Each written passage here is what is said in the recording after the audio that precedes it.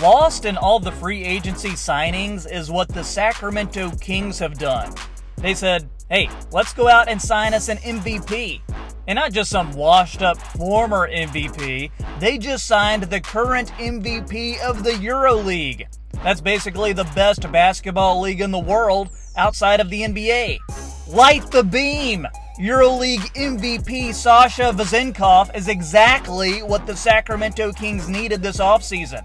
And he's a great fit with stars De'Aaron Fox and Domantas Sabonis. After being drafted late in the 2017 NBA draft, Vezenkov continued to play overseas and in that time blossomed into one of the best players in the world.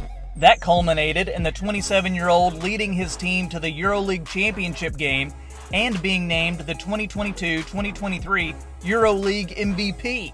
But while all the numbers and team records and accolades are impressive, it's how Vezenkov gets it done that makes his move to the NBA so intriguing.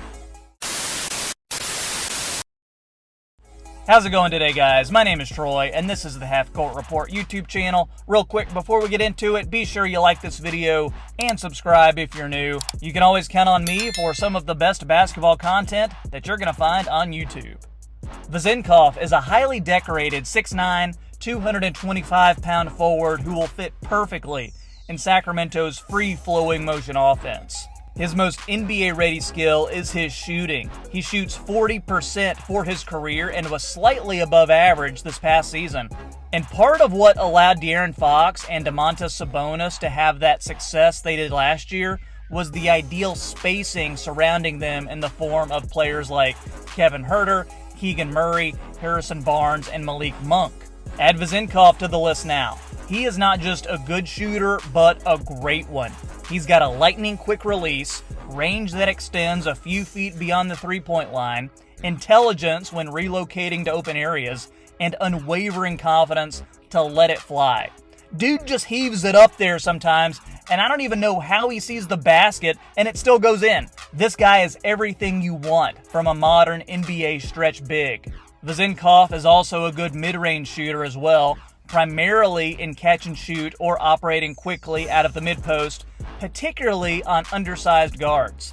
Vezenkov has been a great shooter for a while, but what has made him an MVP-level player is how he's expanded his game around his shot. If you close out too hard on him, he'll let you fly by, Desmond Bane style, and dribble into his floater or mid-range pull-up with ease. If you're overplaying his shot and denying him the ball beyond the three-point line, he'll cut and finish at the rim or into open space for a quick catch and shoot. This skill set is what makes Vezenkov tailor-made for today's game.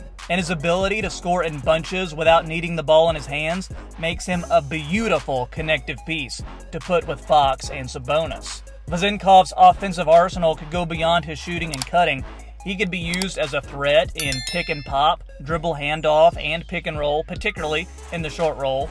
The pick and pop threats and dribble handoff threats are easy to see based on Vezenkov's skill as a shooter, and making a defensive mistake in action involving Vezenkov, Fox, Huerter, or Monk will likely lead to an open shot for a good shooter or open drive.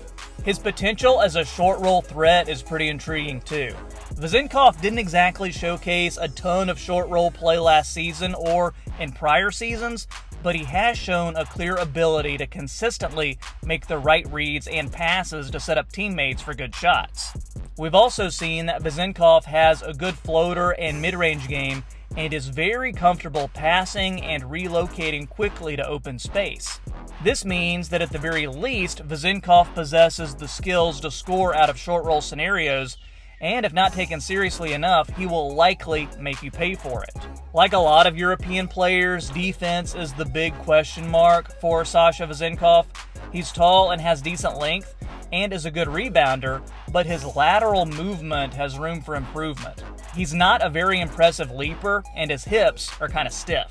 A big job for the Kings coaches will be figuring out ways to use Vezenkov's strength and length to hold his own even in mismatches with quicker players. But one positive in that regard is since that Vezenkov will be coming off the bench, he'll be matching up with other players with his same deficiencies.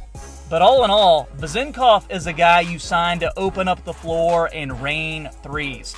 I can't help thinking that Kings fans are going to fall in love with Vezenkov the same way they did with Peja Stojakovic, probably the greatest shooter in Sacramento history. For now, anyway. I can't wait to see how Vezenkov looks in the NBA. With his ridiculously efficient shooting from beyond the arc in a variety of ways, intelligent cutting paired with exceptional finishing, consistent effort, solid rebounding, and an understanding of spacing, I think he's going to have a seamless transition. Swapping from a primary option like he was in Europe to a role player in Sacramento could be an adjustment, but Vezenkov is coming in knowing he's going to be used as a super sub off the bench. And with Fox and Sabonis on the team, he'll be getting some of the most wide open shots he's ever had. And with a contract of 3 years and $20 million, that is a bargain in today's NBA. Guys, what do you think of Sasha Vezenkov's game and how it'll translate to the NBA? Let me know in the comments. And since you've watched this far, be sure to leave a like and hit subscribe to show your support. Vezenkov isn't the only rookie MVP I'm watching. Cam Whitmore of the Houston Rockets just won MVP of the Summer League. I was so impressed by this incoming rookie, I had to do a whole video on him. Check it out, let me know what you think, and have a great day.